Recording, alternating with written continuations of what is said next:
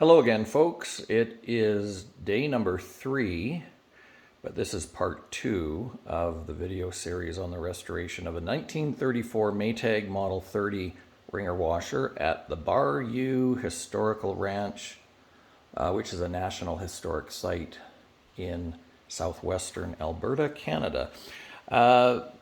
Just to further, or to follow up from part 1, where I ran over all the parts that had been disassembled, I thought some of you might like to see the power unit, or the gearbox, whatever you want to call it. Maytag actually called it the power unit.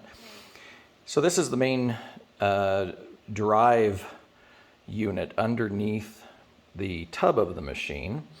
Here it's opened up and cleared of the old grease. And amazingly, the grease, which was, I'm assuming, original, because these were very seldom cracked open, was 89 years old, and it was amazing or it was in amazing condition. It was still very viscous, and it would have actually operated, I think, probably just fine. In any event, it's cleaned out here. This is where this round part here is the main drive area. So the worm goes through here from the pulley, and here it is.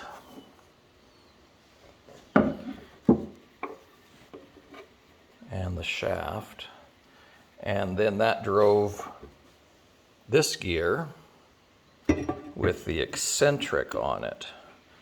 And the post powered the wringer, and then that eccentric there, the offset circle on the gear, is what drove the agitator. So this end of the pitman arm went over the eccentric, and then this would be the motion back and forth.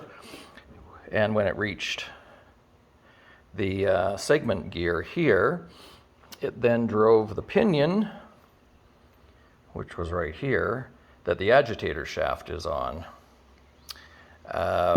And I'll go into more detail on these parts when it's put back together as well, so it'll make sense for those of you not familiar with it. Here's the top of the power unit. So here's where the post to the wringer drive goes, the drive shaft. And then this is where the tub actually sits on with the agitator. And the agitator post goes up there. This is another seized agitator post. So, gosh, I'm thinking this might be my third. Yeah, it is. It's my third instance where the agitator post is seized. And this was usually caused by overfilling the tub with water past the water line, which then seeped through this, if you can see it there. That's the drive block, or it was called the torque. So this is upside down, of course. So that's what the agitator sat on, and that's what turns. And then here's the underside here.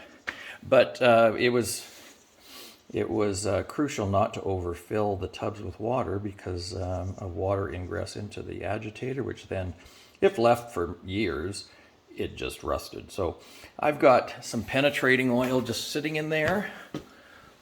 And I've applied heat, so we'll see tomorrow after it sits overnight if I have any success in releasing it. I have had success in 2 other instances, so let's hope it's the situation here, because without this, there is no washing machine. Other parts, let's see. I did a lot of wire brushing today on the bench grinder. So this is the belt guard, and we've got all 4 legs there, and the top wringer pressure release bar, and these are the leg extensions that the caster is attached to, and then these leg extensions go up inside the legs there. And then various other components here to the wringer. There's the wringer head where the gears go. The wringer post, the control knob for the wringer. And then these are part of the what applies the pressure to the rollers.